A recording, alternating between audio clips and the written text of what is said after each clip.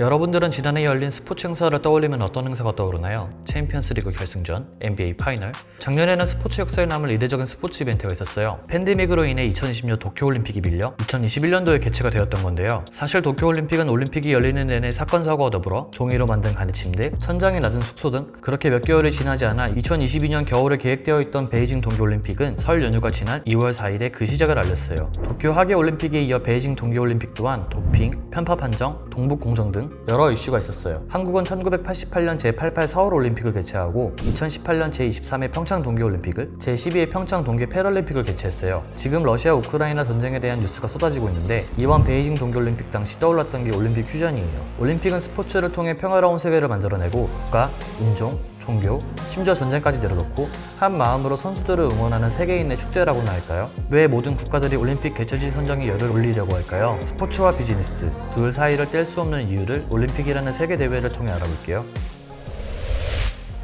올림픽은 스포츠가 중심인 대회이지만 평화, 문화, 예술, 발전 등 굉장히 다양하게 뭉쳐있는 하나의 복합적인 세계 스포츠 대회거든요. 축구, 농구, 야구 등 프로리그가 있는 종목만이 아닌 다양한 종목을 다루는 세계 스포츠 대회인데 거기에 따르는 경제적 이익이 어마어마해요. 그 예시로 보면 한국의 88 서울올림픽을 볼 수 있는데 먼저 올림픽 유치를 위한 조건을 보면 재원 조달, 경기장, 인프라, 수송, 안전, 호텔 등의 구체적으로 계획이 있어야 해요. 당시 한국의 모습을 보면 1960년대부터 70년대까지 농업과 어업의 비율이 50%를 웃돌던 시대예요. 2021년 기준 한국 GDP 순위가 10위인 것에 반해 1980년 28위였어요. 부동의 1위 미국과의 차이는 약 44배가 났고요. 사실 당시 한국은 새마을운동 또한 시작된 지 얼마 되지 않은 시점이란 말이죠. 예산은 정부와 지자체 그리고 기업의 스폰을 통해 만들어지는데 개최 도시가 될 서울특별시는 당시 가치로 2조 원이라는 예산에 엄청난 부담을 느꼈다고 하는데 그랬던 대한민국이 올림픽 개최를 계기로 단 7년 만에 엄청난 일들이 생겼어요. 올림픽 경기장, 올림픽 공원, 올림픽대로, 지하철 2, 3, 4호선이 생기죠. 또 올림픽 하면 관광 인구를 빼놓고 말할 수 없거든요. 한강 수질 개선해야죠. 관광지도 개선해야 되죠. 서울 도심의 고층 빌딩들이 올라가고 김포공항에 착륙하는 외국인들에게 좋은 이미지를 주기 위해 대규모 아파트 단지인 목동 신시가지 아파트가 14단지까지 만들어졌어요.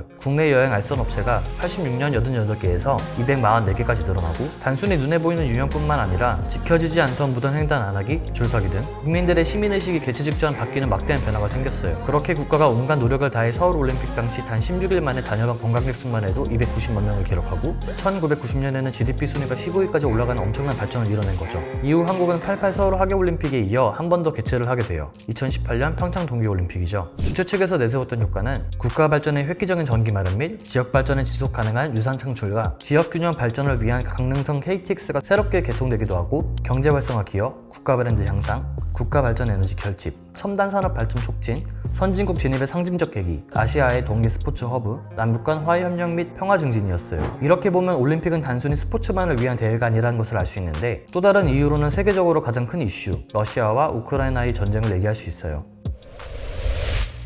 당시 러시아와 우크라이나 전쟁 발발 직전에 가장 떠올랐던 키워드가 바로 올림픽 퓨전이거든요. 이 말은 대체 어디서 나왔을까요? 올림픽과 전쟁이 무슨 연관이 있는지를 살펴보려면 올림픽의 기원을 잠깐 살펴봐야 하는데 현재 올림픽은 근대올림픽으로 시작은 1896년의 아테네 올림픽이거든요. 그런데 올림픽 앞에 근대가 붙었잖아요. 그럼 그 전이 있다는 말인데 기록으로는 고대 그리스의 성소였던 올림피아에서 제우스 신을 위해 열렸던 제전 경기가 제전 의식으로 발전을 하고 그래서 이름도 올림피아 제전이라고 불리고 태양의 신 아폴론과 달의 여신 아르테미스가 만난다는 8년을 기준으로 8년에 한 번씩 열렸어요. 현재의 올림픽과는 주기가 조금 다른데 그 이유가 굉장히 단순해요. 당시 그리스는 끝없는 전쟁 중이었는데 신에게 제사를 지내는 기간에는 전쟁을 할 수 없었겠죠. 전쟁을 이유로 8년에서 4년으로 줄었거든요. 근데 이것도 무시하고 전쟁을 벌였다가 임시로 제명까지 됐던 국가가 있었어요. 거긴 바로 This is Sparta!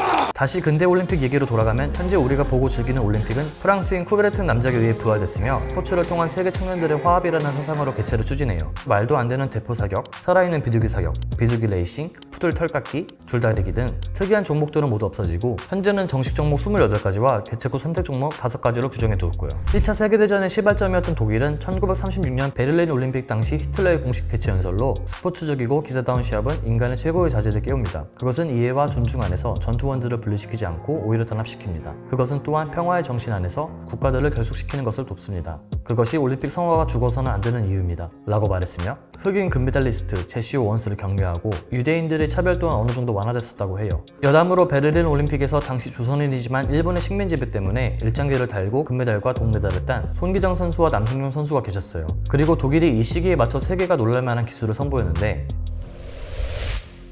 올림픽부터 시작해서 챔피언스 리그, 월드컵, 그리고 크리에이터들의 개인 방송까지도 실시간으로 보잖아요. 이러한 라이브 방송이 세계 최초로 등장한 건 1936년 베를린 올림픽 현장 중계예요. 이를 기점으로 올림픽을 개최하는 여러 나라들이 많은 기술을 선보였는데, 대표적으로 일본의 신칸센 또한 1964년 도쿄 올림픽 개막식 날 개통을 하고 2018년 평창 동계올림픽에서는 개최식에 1218개의 드론을 이용한 드론쇼까지 선보이며 올림픽이라는 무대를 지켜보는 전 세계 사람들에게 더 많은 재미를 선사하고 관심을 끌었어요.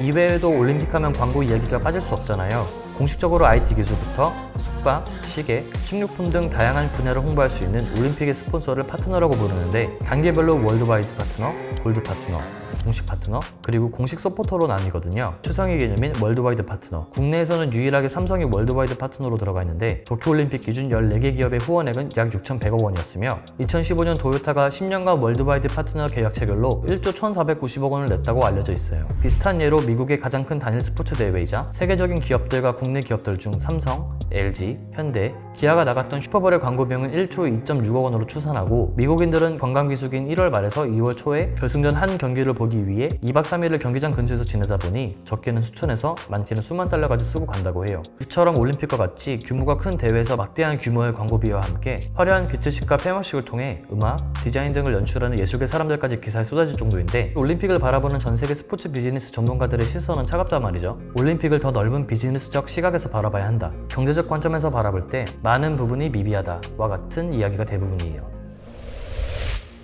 흑자를 낸 대표적인 올림픽은 1984년 LA 올림픽, 1988년 서울 올림픽, 1966년 애틀란타 올림픽을 볼 수 있는데, 경제적 관점에서 단순히 숫자로 바라봤을 때 스포츠를 좋아하는 사람이라면 누구나 알다시피 적자를 보는 경우가 대부분이에요. 올림픽은 빚잔치, 독이 든 성배라는 말이 나오는 이유는 일반적으로 예산의 평균 172%를 초과한다는 연구 결과도 있어요. 1976년 몬트리올 올림픽에서의 적자가 12억 3천만 달러로 2006년이 돼서야 다 갚을 수 있었다고 해요. 그리스의 재정 위기도 아테네 올림픽에서 왔다는 말이 있으니까요. 7년을 준비해서 16일 만에 이익을 얻는다는 건 정말 말도 안 되는 말이지만, 그럼에도 개최지 선정에 열을 올렸던 이유는 올림픽에서 오는 파급효과 때문이에요. 대표적인 예시로 가전제품과 음식료를 보면 올림픽이 껴있는 3분기 기준 당류 및 과자류의 지출액은 2008년 베이징 동계올림픽에서 14.9%, 2004년 아테네 올림픽에서 4.8%, 2000년 시드니 올림픽에서 5.4%가 증가했어요. 올림픽은 아니지만 세계대회인 남아공 월드컵에서도 2010년 가전제품 판매량이 6월 16%, 7월 27.1%가 증가했다고 해요. 한국의 서울 88 올림픽에선 분단국가 개발도상국이라는 이미지를 벗어내고 외교적 이미지를 180도 바꿀 수 있는 계기가 됐었고, 평창 동계올림픽에서의 성공을 외신에서 알리며 찬사를 보내왔고, 미국 주간 방송사인 MBC는 역대 최대의 광고 판매 기록을 올렸어요. 직접적인 적자 역시 다른 나라에 비해 확연한 차이로 적다고 해요. 이런 점에도 불구하고 풀어가야 할 숙제는 12개의 경기장의 활용 방안이지만요, 제사에서 시작된 올림픽이 국가 간의 전쟁까지 막고 경제 부흥을 일으키며 전 세계 사람들이 화합을 도모하고 IOC에서 새로운 종목들을 늘리는데 온 힘을 쓰고 인종과 성별, 국경과 이념을 넘어 국가의 위상을 높이며 기술력까지 선보이고 비즈니스로 끈끈하게 엮여있는 세계 스포츠인들의 대회, 그리고 그 대회를 바라보는 여러분의 생각은 어떠신가요? 오늘의 영상은 여기서 마치도록 하겠습니다.